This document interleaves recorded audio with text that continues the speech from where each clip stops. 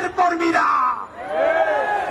ইনকিলাব মঞ্চের অন্তত একটা কর্মীও বেঁচে থাকতে খুনি ফ্যাসিস্ট গণহত্যাকারী আওয়ামী লীগের পুনর্বাসন চলবে না। বন্ধুরা আমার,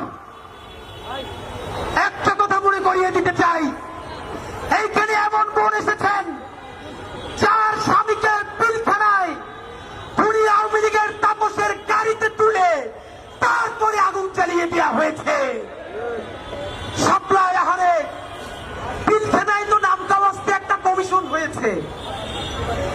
সাপ্লার সবাই গরিব বলে, গ্রাম থেকে এসেছে বলে যেই গণহত্যা সাপ্লাই হয়েছে, তাদের নামে কি একটা কমিশন করতেও এই সরকারের লজ্জা লাগে? যদি লজ্জা লাগে তাহলে এই গরিব হুজুর তাদের রক্তের মধ্য দিয়ে এই সরকারে আপনার থাকতে লজ্জা লাগে না?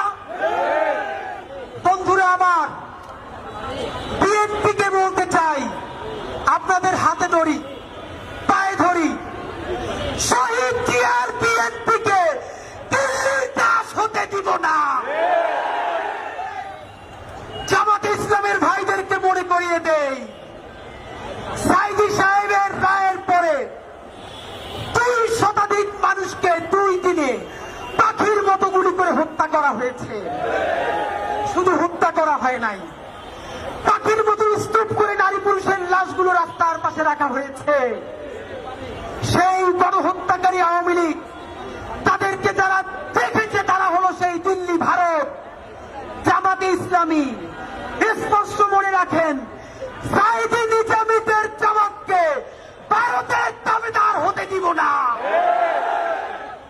এনসিপির ভাইয়েরা মনে রাখো, শত শত জুলাইয়ের রক্তের মধ্য দিয়ে নেতা হইছ তোমরা। যদি এই জুলাইকে বেঁচে দিয়া দিল্লির দাসত্ব করে ক্ষমতায় আসতে চাও, হাসিনার চেয়েও ভয়ানক পরিণতি হবে।